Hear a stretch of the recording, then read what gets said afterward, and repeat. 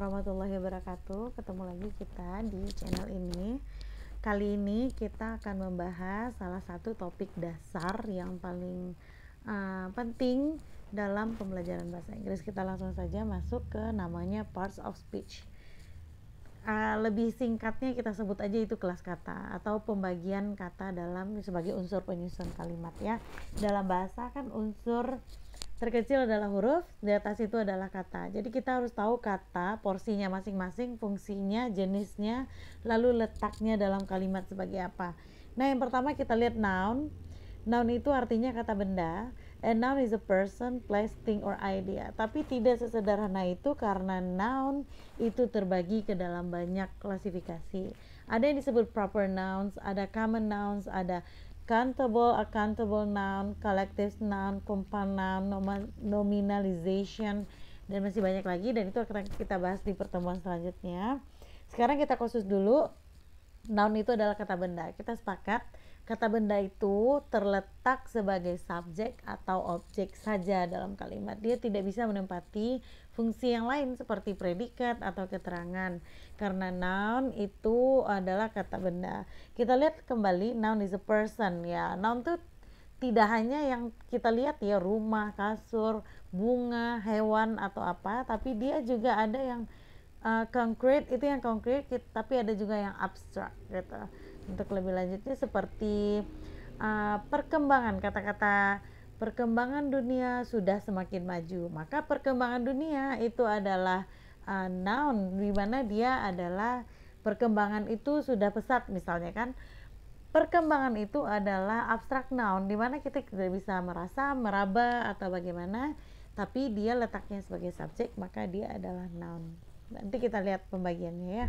Pronoun yang kedua adalah pronoun. Pronoun adalah kata ganti. Kalau kita bisa singkatkan, itu adalah kata ganti. Nih contohnya, pembagian itu ada subject pronoun, object pronoun, relative pronoun, possessive pronoun.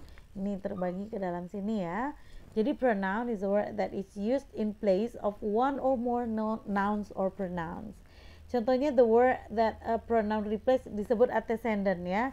Contohnya Gabe turned in his homework today. Kata-kata his ini adalah kata ganti dari si Gabe, noun Gabe itu ya. Kita cepat aja langsung kita masuk ke adjective. Adjective adalah kata sifat. Adjective itu adalah sifat dari si benda tadi. An adjective is a word that is used to describe a noun or pronoun. Contohnya bisa ukuran, bisa tinggi, bisa cantik, itu misalnya warm, big, delicious, beautiful, clean, expensive, like, etc. Itu banyak benda-benda semua yang memiliki sifat ya. Lanjut kita masuk ke article.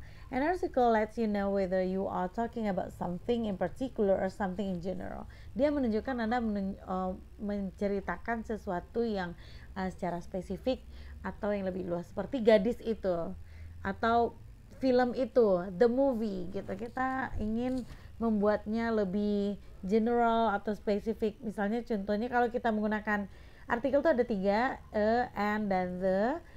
Itu untuk sebuah dan and ini adalah sebuah. Kalau digunakan untuk yang awalan kata berikutnya adalah vowel, sementara and belakangnya consonant. I bought an orange at the store. This is a task for you. Atau we return the movie to the store. Berarti kata-kata the di sini dia spesifik ya. Orang tahu movie apa yang dimaksud gitu, maka dia bisa menggunakan the di situ. Selanjutnya kita bicara soal adverb. Adverb adalah kata keterangan. Adverb itu ada banyak. An adverb describes a verb, adjective, and adverb. Dia menjelaskan apa saja. Misalnya adverb of time, I sleep tonight. Adverb of manner, the rain fell softly. And then adverb of place, I study at school. Adverb of frequency, like I always care about you. Misalnya kita lihat ya. And then verbs adalah inti dari kalimat. A verb is a word used to express action or the state of being. Ya, terdiri dari regular and irregular verbs. Bentuknya verb 1, verb 2, verb 3, dan verb ing. Contoh untuk irregular, go, went, gone, going. Bentuknya berubah semua. Kalau yang regular hanya ditambahkan ed di belakangnya. Wash jadi washed, washed, and washing. Itu mencuci. Lanjut kita masuk ke preposition. A preposition shows time and place. Without prepositions, you wouldn't be able to show relationship between words. Kita akan menggabungkan hubungan antara kalimat dengan kalimat, kata dengan kata, misalnya about, dengan kata ya lebih tepatnya. Kalau kalimat kita lebih ke conjunction. Nih bisa dilihat before, behind, below, beneath, beside, between, beyond, by, etc. Selanjutnya kita masuk ke yang tadi conjunction, artinya kata hubung. Kalau preposition tadi kata depan. Conjunction is a word that joins words or groups of words, atau juga bisa kalimat, bisa juga paragraf yang dihubungkannya. Contohnya nggak cuma ini, sebenarnya ada banyak. Ini for, and, nor, but, or, yet, so. Tapi kita bisa juga bilang furthermore, ada otherwise, bisa though, even though, because, if not, unless, dan banyak lagi. Semuanya itu adalah kata hubung. Kalau di bahasa Indonesia seperti walaupun demikian, oleh karena itu, oleh sebab itu, lebih jauh lagi dengan kata lain, itu adalah kata conjunction. Yang terakhir ada interjection. Interjection is a word that express emotion. It has no relation to the rest of the sentence. Dia cuman ekspresi emosi, tapi dia muncul dalam tuturan, maka dia harus memiliki kelas kata. Seperti kalau bahasa Indonesia kita sebut hore atau wow, kayak OMG, wah gitu, itu semacam kata interjection. Kalau bahasa Minangnya lebih ke onde mande gitu misalnya, itu termasuk interjection.